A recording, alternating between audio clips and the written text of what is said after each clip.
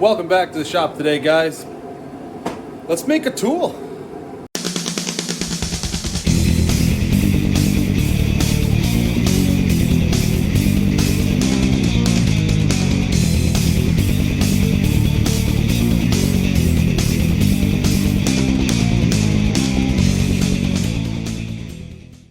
So we kind of got our CNC plasma going, which is awesome. About frickin' time. But I have some requests from other people to cut some stuff, but I'm still trying to dial in the machine, you know? So I'm trying to do some test cuts, but I'm cheap. I'm very cheap. And so when I am test cutting, I want to at least try to cut something that might be usable for me in the shop. So I'm going to start a little segment called Tool Tuesday. Who knows if I'll get this video out by Tuesday, but I'm going to try. So what I'm going to be making today is a little bit of a protractor, traceable radius, simple little tool. It'll look like something you would find in your kid's, pencil crayon box, or, it's not very fancy. And I'll show you on the computer here what I'm talking about. I do a lot of doodling on cardboard, making templates, a lot of marks on steel using permanent marker, which a lot of us fabricators do. So, I mean, this tool makes sense to me, especially because I want to get into more bead rolling. So this will help me do some quick arches and quick radiuses while bead rolling. Like I said, it'll be a very simple tool, not very fancy. It'll look very cheesy to some, but I think I will find it valuable. So I'm going to take it to the computer here and I'll show you what I got, what I'm working on. So this is what I got going on, guys. I've been trying to learn some Fusion 360. It's been going all right. I mean, I've been doing two-dimensional stuff lately, so it's really not that hard to do. So that's been fine. But so this is kind of the tool I'm going after here. My computer is not loading, so we'll deal with this view. So basically, I got a center point. That's a little over 1/8 of an inch, and then I made these slots just thick enough for a permanent marker. So your permanent marker would sit in those things, so you should have a centered line. It should be pretty accurate while using a permanent marker anyways. So I got a 1-inch diameter, 2-inch, 3-inch, 4-inch, 5-inch, and the outer is 6. So that would be a half inch, 1, 2, 3, 4, 5. No. Half-inch radius in the 1, a 1-inch radius in the 2, 1.5 on the 3, and so on and so forth. So I got all these different radiuses that are traceable with permanent marker. I got a 1/2 inch, 1 inch, 1.5, and a 2-inch, just pure circle. And you can't really see it. I'll see if I can go up here. If this thing would load, it'd be great. And then I got a perfect 90 here at the bottom and a 45 here at the bottom, just for tracing on some, just for tracing purposes. Now, I know it seems cheesy, boys, but I've been in need of something like this for a while, especially when I did my bead roll door panels on the race car. And I'll put a link to that description in the description and up in the card here, so you can see us doing that. That was my first time using a bead roller, and marking out those things would have gone a lot quicker if I had a tool like this. Again, simple. I just don't want to cut something and waste it, boys. I don't think that's wrong. But anyways, I'm gonna get the CNC set up, and I'll probably put a time lapse on, and we'll do a quick cut. See if I have made any improvements since I've cut last. So stick with me, boys.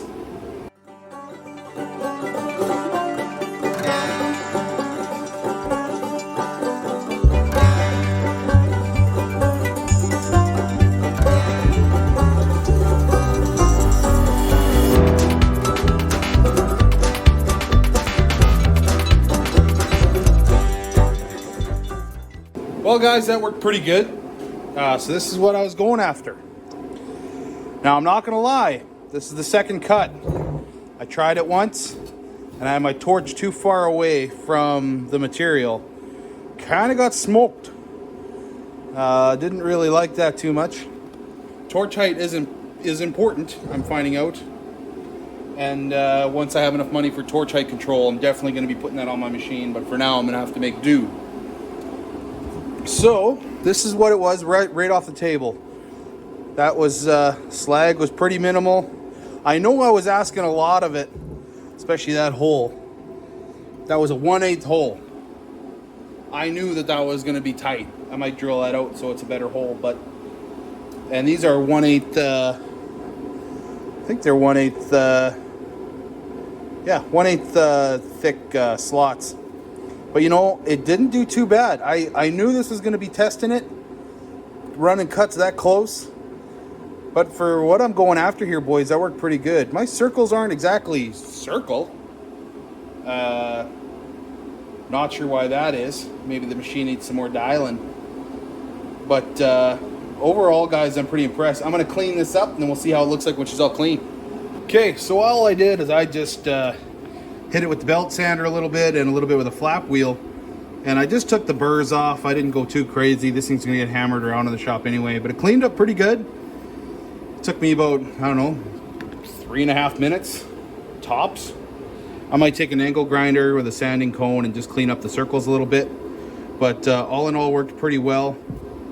So yeah, I'm pretty pumped with this. So this is what I'm kind of going after here, boys. I'm gonna try setting the camera up here and show you what I'm doing here. Hold on a sec. All right, let's see if this works. So let's say I'm doing a panel or just making a cardboard template of something. You take your permanent marker, and actually what would be even better would be some sort of pin. And in this case, I'm going to use a screw because that's what I have readily available here. You have your center point. You would throw your pin in here to kind of hold this thing straight. And then you could trace your radius.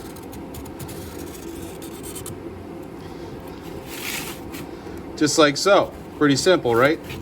And I kind of went, I think it was because of my kerf width I had setting. I thought I had this a little tighter to the, well, it is pretty well. I think the tip is just a little bit taller. But I had it so that way when this pen rides in the middle there, it should give you a nice center radius. So now when I'm doing drawings and stuff, I can just fire this in here. And I have all my different radiuses. Simple, right? I think I'll like using this. It just saves a little bit of time trying to draw something. I'm the kind of guy who's always looking around for a lid of something to draw a circle, but now I have something that has multiple size circles ready to roll. And these other ones, they're just simply circles for me to work off of. Like I said, I had a 90-degree here for kind of a square, and I have a 45 here just for some quick measuring. And how I kind of designed it with this hole, the reason I wanted this hole here is so now if I'm doing something that requires a full radius, I can spin it and draw a circle. So now technically with this tool I can draw a 6-inch circle as long as I have a center point to pivot from. Make sense? Maybe? I know this is kind of something that a lot of people might say, man, that's pretty useless. But I've needed something like this a couple times, and now I'm going to be pumped that I have it available. To be honest, it's probably going to go in the toolbox, and I'm going to forget I have it the next time I need it. But that's okay, because I have the file now, and I can cut it whenever I want. So I'm pretty pumped about that. And like I said, it's not an important thing. It's just if I'm going to waste steel trying to dial in my machine, I might as well cut something that I might actually use. At least then I'm not just throwing away a sheet. So I think that's all that I'm going to show you today. I know this is a short video. Sorry for that. It's just been a while since I put something out for you guys. Again, thank you. Huge shout out to all my subscribers. I'm really pumped that you've decided to subscribe to my channel, and I appreciate it very much. Goal this year is 400, 500 if I can. Hopefully once the weather starts warming up, we can start doing some more. Right now it is minus 30 outside. That's Celsius. And I have about 4-foot drifts, 5-foot drifts of snow basically covering my whole yard. I had to do some major digging to get into my shop. So it is not always the easiest thing coming in the shop, and then keeping this place heated is another battle. So once summer comes, it's going to be a lot better. I have some bigger plans for the plasma cutter to make some more toolage. But again, I'm just kind of getting there. But I think that's going to be all for today, boys. Thanks for sticking around, and I'll see you on the next one. See ya!